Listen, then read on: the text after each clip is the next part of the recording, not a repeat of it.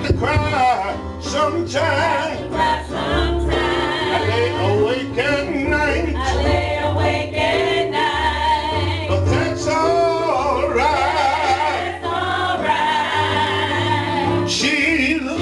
Come on, clap your hands. After a while, trouble in my way. I have to cry sometimes. So much trouble. It makes me cry sometimes. I lay awake at night. Oh, but that's all right. Jesus. After a while, I stepped in the furnace long time ago. Shipwrecking me, and bed me go. Oh, they wouldn't worry.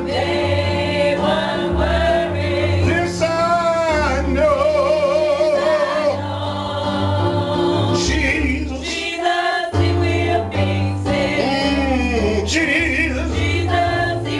Rock in a weary land. Bridge over troubled waters. Yeah, after a while, I stepped in the furnace long time ago. Shipwrecking me and let me go. Oh, they wouldn't worry. This I know. Jesus.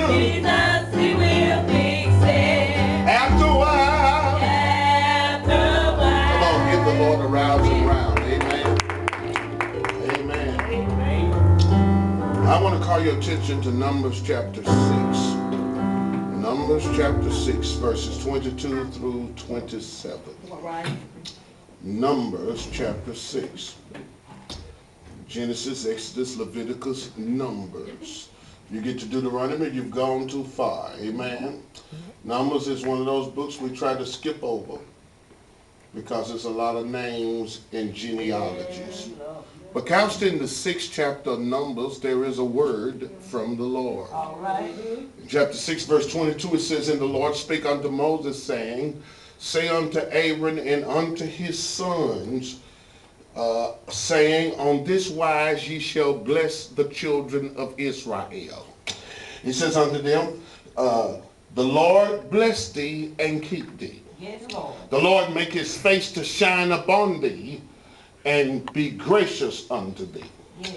He says, the Lord lift his countenance upon thee and give thee peace. Yes, Lord. He says, and they shall put my name on the children of Israel, and I will bless them. You may be seated in the presence of the Lord. Tonight, Watch Me 2019, as we close one year and commence into a new one, I want to talk to you about the blessing of the Lord on your life. I wanted to set this passage in its historical and biblical context. It's part of what's called the Torah. Some call it the law. There's Genesis, Exodus, Leviticus, Numbers, and Deuteronomy. In the book of Genesis, we see the creation of man. We see the corruption of man. We see the contamination of man, and then we see the cancellation of man, and then we see the confusion of man and the call of man. And so the creation of man is in chapters 1 and 2 when God designs Adam and Eve. The contamination of man is in chapters 3 through 5 when Adam and Eve disobeys our God. I wish I had somebody. The corruption of man is in chapter 6 when it says man's thoughts were only evil continuously, and man had deviated from the plan of God. And so God got frustrated with their corruption, so we see the cancellation of man. In chapter 9, God sends a flood that stays for 40 days and 40 nights, and God destroys all people except Noah and his family. And so you see his creation, you see his contamination, you see his corruption, then you see his cancellation. I wish I had somebody. How God saves the earth through Noah and his family, and then his descendants says we're going to build a tower that reaches up to God. And God said whatever man put his mind to do, he'll be able to do it. So God confused man. I wish I had a witness in here. They defied God, and God divided them because communication rules the nation. And if you can't communicate, you can't get nothing done. Again, that's the first 11 chapters, but in chapter 12 we see the call of man. God determines to use Abraham as a part of his plan of redemption. Somebody say amen. Amen. That's in the book of Genesis, but in the book of Exodus we see the people of God now. Somebody see, there's Abraham, he has Isaac, Isaac has Jacob, Jacob has 12 sons. One of those sons' name is Joseph. He gets thrown in a pit. He goes to a house for a man named Potiphar. The woman lie on him. He gets sent to prison, but he ends up being the prime minister. And while he's there, he brings his daddy and 70 souls over, and somehow God blesses that nation. So in Exodus chapter 1, verses 1 to 10, we see the multiplication of the people of God. In chapter 1, verse 11 to 225, we see the incarceration of the people of God. And then we get to chapters 3 to 15, and we see the emancipation of the people of God. I wish I had somebody. And then chapter 16 to 40 are manifestations to the people of God. And when you think about their multiplication, the key word is fruitfulness. God, folks were having babies like jackrabbits. Their wombs were spreading like wildfires on dry ground. Pharaoh had said, kill every baby 2 years and under, and every son in the womb, destroy him. But God had another plan for his people. There were so many and so mighty, the folk were intimidated by him, and so they enslaved them. And after they went through 400 years of slavery, God said enough. Sent a man named Moses to tell Pharaoh, let my people go. The key word there is liberation. I wish somebody here knows something about liberation. I've been bound. I've been enslaved to dope and money. I wish I had somebody in promiscuity and perverseness. But on a certain date at a certain time, God said, let my people go. Have somebody talk back to me in here. And then in chapter 16 to 40 is marked by the term miracles. I mean, they go from Passover to the crossover. At the Passover, when God kills every firstborn child in Egypt and tell them to put the blood of an unspotted lamb on the door, and the death angel will pass over. Told the people of God, borrow all the jewelry and the silver you can, because I'm going to send you out here, tie your tennis shoes up, because you're going to leave here running. I wish I had somebody. And then when they come to the Red Sea with Pharaoh behind them, God sent an east wind, and the children of Israel crossed over on dry shod. And that gets us through Exodus, but then there's Leviticus, Numbers, and Deuteronomy. And these books show us the commandments to God's people. It shows us the corruption of God's people. It shows us the counting of God's people. And then it shows us the compassion of God toward his people. And when I say the commandments, what the 10 commandments and all 613 were doing was showing us how to live for God. The corruption showed us how they left God. The counting showed us how they were listed by God. But the compassion shows us how they were loved by our God. And that's the first first 5 books of the Bible in a nutshell, and it sets up the context for the passage about the blessing over your and my life. And now in Numbers chapter 6, there are 3 movements. The first movement is verses 1 through 12. And there's the consecration of the Nazarite. The Nazarite was a person who said from the womb, I'm going to serve God. I wish I was a Nazarite. I wonder if the folks in my neighborhood would have brought me the gospel, if I ever would have picked up my first dope set, if I ever would have smoked my first blunt or snorted my first line. I wish I had somebody, if I ever would have caught my first charge, if somebody would have brought me the gospel when I was a child. Somebody say amen. That is the consecration of the Nazarite. And then you see the presentation of the Nazarite. That is, if you're a workman and a worshiper, God requires you to bring something when you come to him. Oh, I wish I had a shout in church. Some folks come to church with a full pocketbook but got an empty envelope. Other folks say, since my pocketbook empty, I ain't gonna come to church. But God said, come however you are. And whatever you got in you, it's like Gene Murray said, if I ain't got nothing else, I got to praise. You ought to bring God a presentation.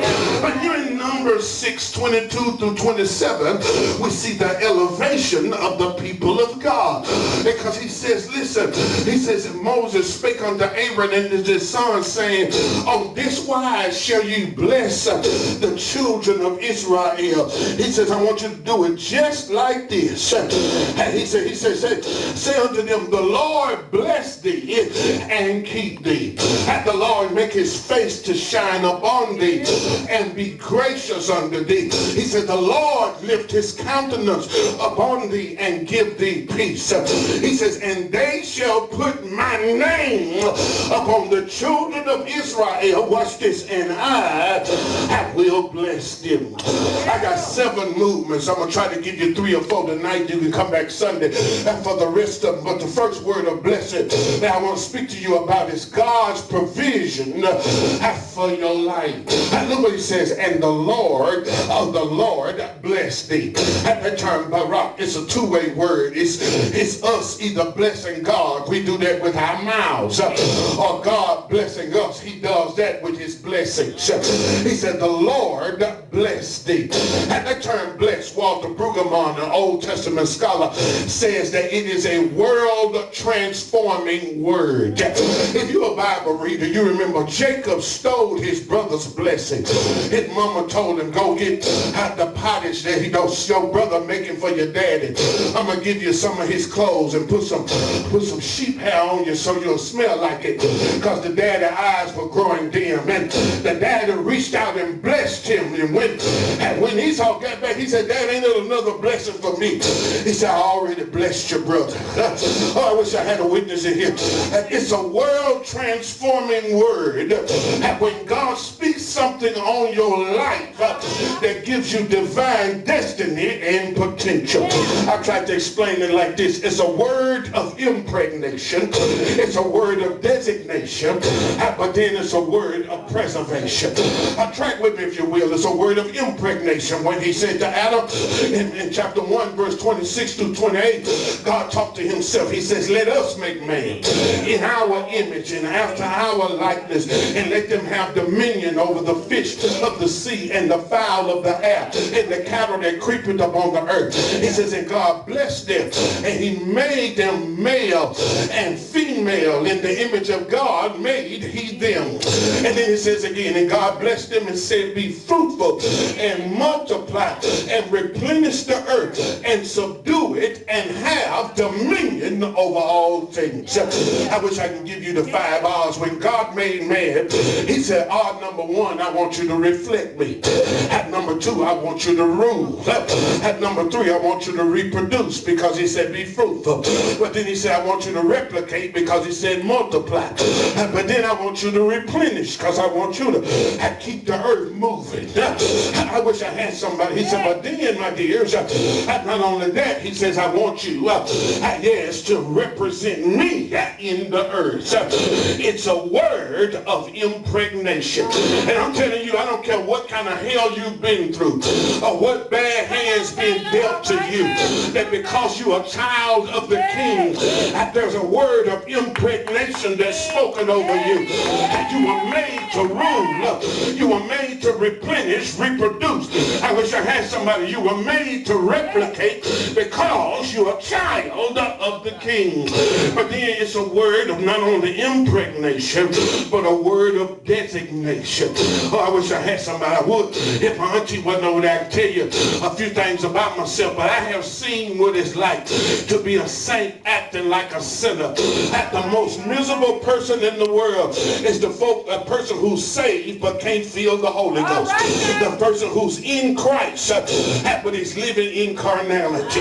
And so he's saying, listen, I've made you for a purpose. In Genesis chapter 12, verse 1, after he dealt with them folks in chapter 11, he said, the Lord said unto Abram, get thee from out of thy country and from thy kindred and from thy people unto a land that I will show thee. And I will bless them that bless thee and curse them that bless thee. He says, and I will make you a blessing. He says, and out of your seed I will bless the whole earth. Oh, I wish I had somebody. You didn't come here just to draw your breath and draw your check. And you didn't come here to work 40 hours a week and then retire after 40 years on 40% of what wasn't enough in the get-go. And you were made to be a blessing. I wish I had somebody for God. Somebody shout amen. And my pastor said, God send blessings to us so he can send blessings through us. I wish I had somebody. Somebody said the gospel came to you on its way somewhere else. Somebody talk back to me. Somebody else said, no water, no pipe pump water without getting wet. The only way to be blessed is to position yourself to be a blessing to everybody else that is around you. It's a word of designation. And not only impregnation and designation, it's a word of preservation. In Proverbs chapter 10, verse 6, he says, the blessing of the Lord are upon the righteous. He said, but violence covereth the mouth of the guilty. Oh, I wish I had somebody. I don't know if you live long enough, but if you do right by God, God will take care of your battles.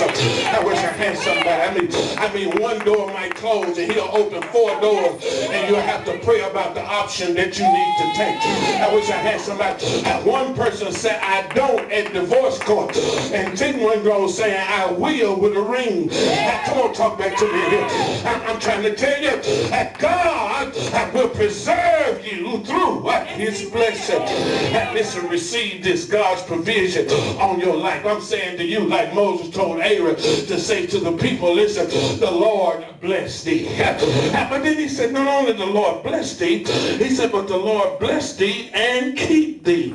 Somebody shout, keep. He's a mighty good keeper. I can't wait to talk about his keeping power next Sunday. But the Lord keep thee. That's God's protection over thy life. That term keep in the Hebrew is shemar. It means to hem in and to guard. It means to become a citadel, a fortress around you. That means God got you covered. He give you his protection in the valley. He give you protection from the vices. But then he give you protection on your venture. I wonder if anybody know anything about the valley. That Psalm 23 and 4 says, yea, though I walk through the valley of the shadow of death, I will fear no evil, for thou art with me. Thy rod and thy staff, they comfort me. But you don't just have to worry about valleys out here. You got to worry about vices, because the devil and his minions are plotting for your demise. John 10 and 10, the 8 clause said, the thief comes but for to kill, steal, and not to destroy.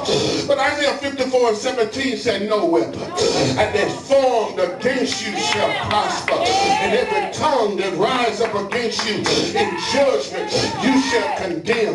This is the heritage of the servants service of the Lord, saith the Lord of hosts.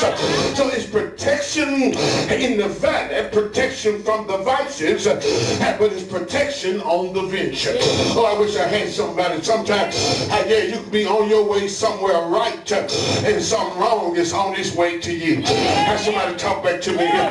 You cannot be bothering nobody, but somebody may just want to bother you. Come to me here. Listen, you can do everything right. This for you good and two shoes sake, who think that life is going good because you've been so good. You can do everything right and everything end up turning out wrong. I wish I had somebody. You don't got to do nothing to get into a storm. Sometimes a storm gets into you. But in Isaiah 42, in verse 1, he says, I am the Lord thy God, O Jacob. I formed thee, O Israel. He said, when you come through the waters, I'll be with you. And through the floods, they shall not overtake you. When you walk through the fire, they shall not kindle upon you, neither shall you be burned. In other words, I'm with you on the venture. I wish I had a shouting church. Whether it's cancer or knee trouble, a marital problem, the death of a daughter or a mother, God is with you on the venture. And then when it comes to the devil, look at Ephesians 6 and 10. He said, be strong in the Lord and in the power of his might. He said, put on the whole arm of God that you might stand against the wiles of the devil. That term wiles, methodeia in the Greek, it means the schemes, the strategy, the program of the enemy. Then he come back in verse 13 and said, wherefore take unto you the whole arm of God that you may be able to withstand in the evil day. He come back in verse 16 and said, above all taking the shield of faith, wherewith you shall be able to quench all the fiery darts of the wicked one. You ought to tell that devil, I can't lose with the stuff I use. I wish I had somebody. You ought to tell him I'm in a no-losing situation because in Jesus I'm on a winning team. I'm more than a conqueror through him that loves me. Psalm 34 and 7 said, the angel of the Lord encampeth round about them that fear him and that delivereth them. I praise God for his protection. The third thing, and I'm going to let you go, God's prerogative for your life. I know Bobby Brown sung the song, it's my prerogative. He was talking about my choice. It's my choice. It's what I want to do. The prerogative really means that it's when you're stamped with favor. Prerogative really means when you're at the top of the list. Oh, I wish I had somebody. You see, the one that had me could get anything from me. The one that I had can get anything from me. And the one that would have me can get anything from me. Listen, no Negro come before my wife and my child. No church or no check, no job come before my wife and my child. They are my prerogative. I come here for a minute. When God thinks about you, he thinks of you like I think of Terrell. He thinks of you like I think of Reginald. And you are his prerogative. God will move heaven and earth on your behalf. Look what he says. The Lord make his face to shine upon you.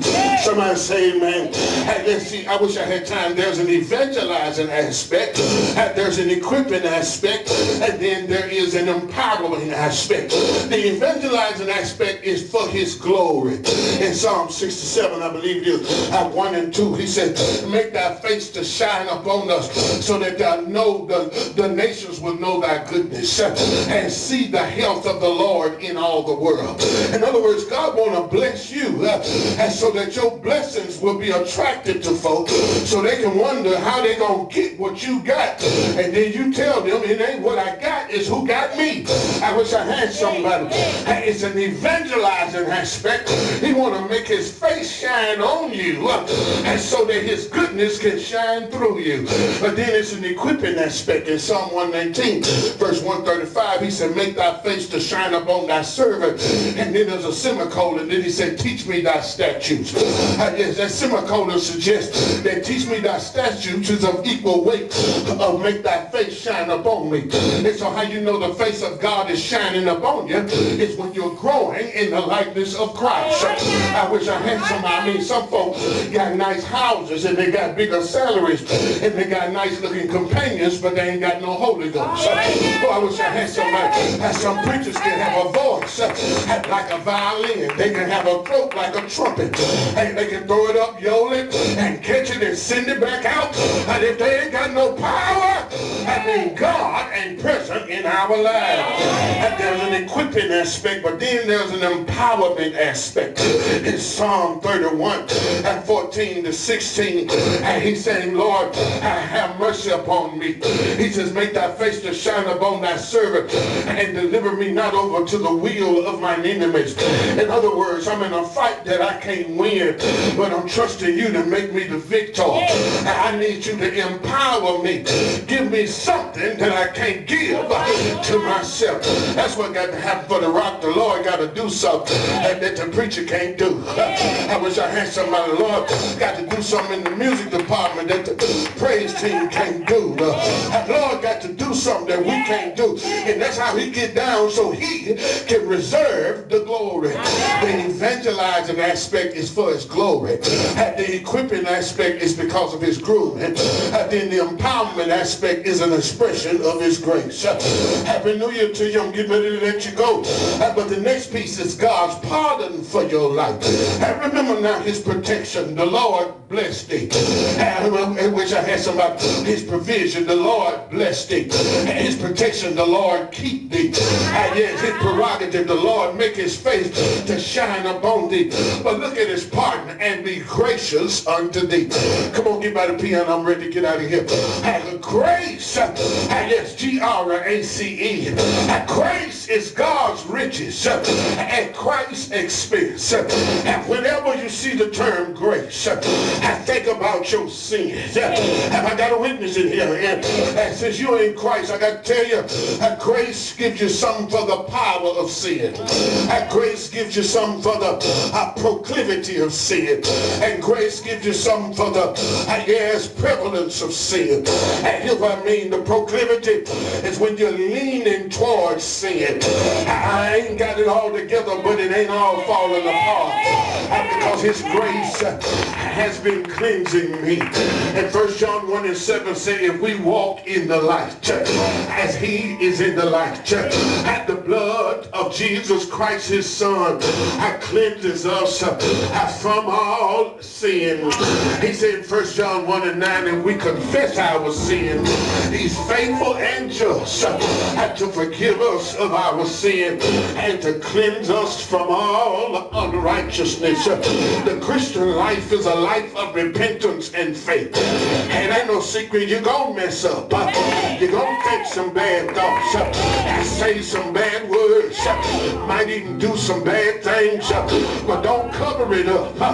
Learn how to fess it up. Because when you confess, God starts cleansing. But not only is he cleansing us from the proclivity of sin, he's ridding us from the power of sin. John 8:36 said, he that sinneth is a slave to sin. But whoever the Son shall set free, he shall be free indeed. You know, I'm tired of the same old sins and the same old habits. I'm ready to walk in victory. In 2020, the devil is a liar. What's been had me ain't gonna have me in 2020. Because the word says, he whom the Son set free shall be free indeed. But not only the proclivity and the power of sin, but you remember the payment for sin. Oh, I wish I had somebody. Isaiah 53 and 5 said, and he was wounded for our transgression, and he was bruised for our iniquities. The chastisement of our peace was upon him, and by his stripes we are healed. All we and like sheep have gone astray and turned every man to his own way. But the Lord has laid upon him the iniquities of us all. I got to leave your church. Colossians 1:12 said, giving thanks unto the Father who made us meet to be partakers of the inheritance of the saints in light, who delivered us from the power of darkness, translated us into the kingdom of his Son. And then it said, in whom we have redemption, and it's through his blood, even the forgiveness of sin.